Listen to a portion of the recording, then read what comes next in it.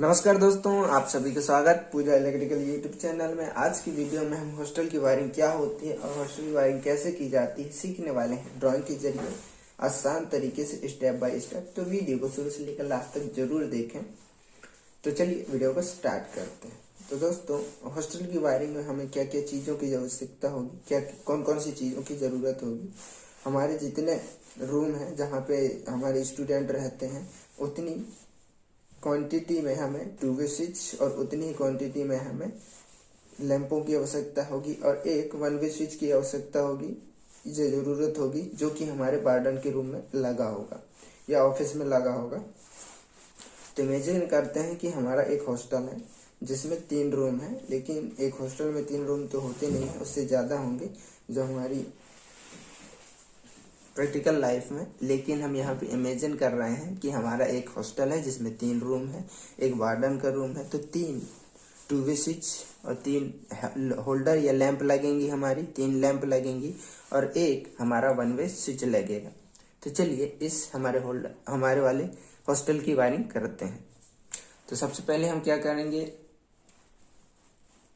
3 lamp बना लेते हैं। देखिए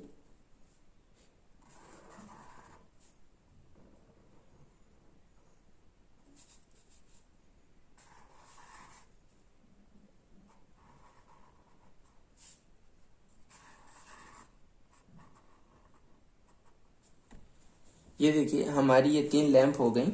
इन्हीं के नीचे 2 वे स्विच बनेंगी हमारी एक एक, जो कि हमारे एक एक कमरे में, सेपरेट कमरे में लगे रहेंगी। मान लेते हैं ये हमारा कमरे नंबर 1 का लैंप है, ये 2 का लैंप है और ये कमरे नंबर 3 का लैंप है और इन्हीं में एक एक हमारे 2 वे स्विच लगे रहेंगे। तो चलिए 2 वे स्विच इन्हीं के नीचे। 2 वे स्विच की 3 पॉइंट होती हैं और बीच के जो पॉइंट होता है कॉमन पॉइंट होता है और नीचे ऊपर की जो पॉइंटें होती हैं वो सिलेक्टिंग पॉइंट्स होती हैं।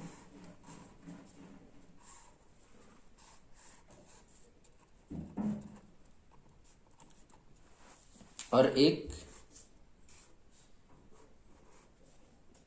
ये जो है हमारा 1 वे स्विच है, जो कि हमारे ऑफिस में या वार्डन के रूम में लगा होगा। अब हम क्या करेंगे, जो हमारी लैंप में है उनकी एक एक पॉइंट को आपस में कनेक्ट कर देंगे या फिर कहें तो शॉर्ट कर देंगे। कैसे, देखिए ये हमारा न्यूट्रल पॉइंट आया मेन सप्लाई का। तो यही देने के लिए हमारे लैंपों को, इसके एक एक पॉइंटों को हमें शॉर्ट कर देंगे।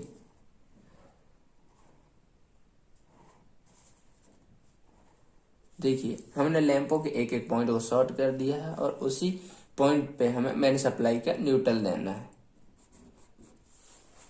ये हो गया। अब करते हैं हम हमारे स्विच का कनेक्शन कैसे करते हैं। तो देखिए ये जो है हमारी 2 वे स्विच की ऊपर की पॉइंट और 1 वे स्विच की ऊपर की पॉइंट, इन सभी चारों पॉइंटों को आपस में कनेक्ट कर देंगे।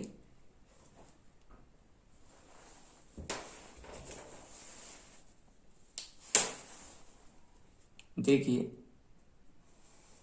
इस तरीके से इन चारों पॉइंटों को 1 वे स्विच की ऊपर की पॉइंट और जो हमारी 2 वे स्विचें हैं उनकी भी ऊपर की पॉइंट को शॉर्ट कर देंगे। अब आते हैं हम, देखिए नीचे के जो 2 वे स्विच की पॉइंटें हैं और ये 1 वे स्विच का पॉइंट है, उनको भी हम शॉर्ट कर देंगे आपस में एक दूसरे से। देखिए इस तरीके से तो हमारी 2 वे स्विच की बीच बीच की कॉमन पॉइंट बच जाती है और ये हमारा जो 1 वे स्विच है उसके ऊपर वाले पॉइंट पे हम मेन सप्लाई का फेज देंगे।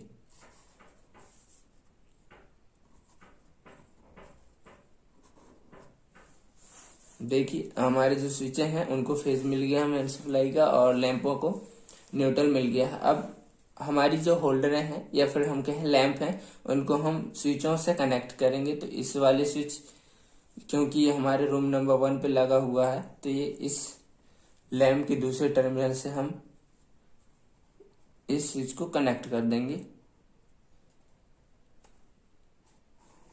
इस तरीके से। देखिए और दूसरे नंबर के स्विच से हमें दूसरे नंबर के लैंप को कनेक्ट करना है तीसरे से तीसरे को, क्योंकि ये लैंप और ये जो स्विच है 2 वे स्विच एक ही कमरे में लगे रहेंगी। देखिए हमारा ओवरऑल कनेक्शन हो चुका है। अब चलिए इसकी प्रोसेसिंग जान लेते हैं। प्रोसेसिंग में दोस्तों ये 2 टाइप से वर्क करता है। एक मैनुअली में जो स्टूडेंट रहेंगे वो मैनुअली स्विच को ऑन ऑफ कर पाएंगे, लेकिन अगर वार्डन यहाँ से स्विच ऑन कर देता है तो उस कंडीशन पे कोई भी स्टूडेंट ये जो लैंपें हैं उनको ऑन ऑफ नहीं कर पाएंगे, वो ऑन की ऑन ही रहेंगी। चलिए कैसे जानते हैं। सबसे पहले फर्स्ट कंडीशन जान लेते हैं।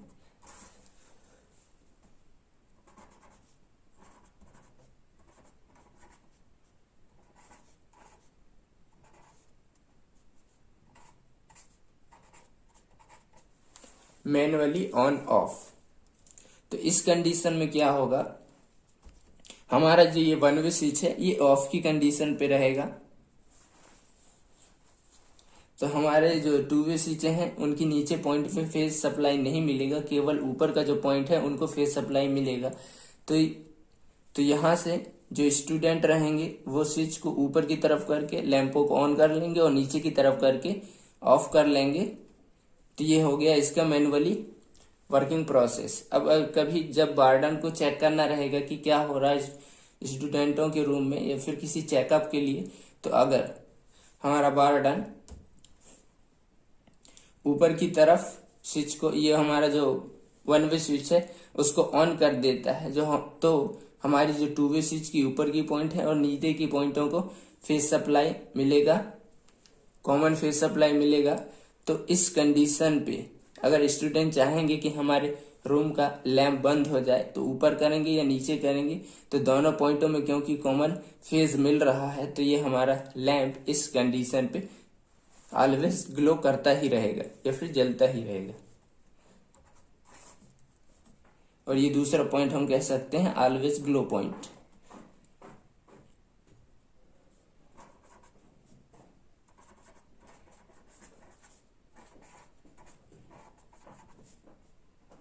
Always glow point, always glow point में क्या होगा, हमारा ये 1 वे स्विच ऑन की कंडीशन में होगा और ये सारे लैंप भी ऑन की कंडीशन में होंगे। और फिर जब हमारा चेकअप खत्म हो जाएगा तो वार्डन ये स्विच को ऑफ कर देगा, तो फिर उस कंडीशन में मैनुअली जो है स्टूडेंट्स लैंपों को ऑन ऑफ कर पाएंगे।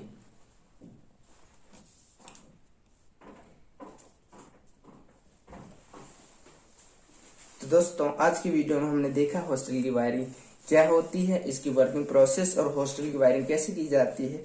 अगर आपको वीडियो पसंद आया होगा तो वीडियो को लाइक करें और चैनल को सब्सक्राइब करें इसी तरीके की इलेक्ट्रिकल से जुड़ी नॉलेजफुल वीडियोस के लिए। तो मिलते हैं अगले वीडियो में, तब तक के लिए धन्यवाद।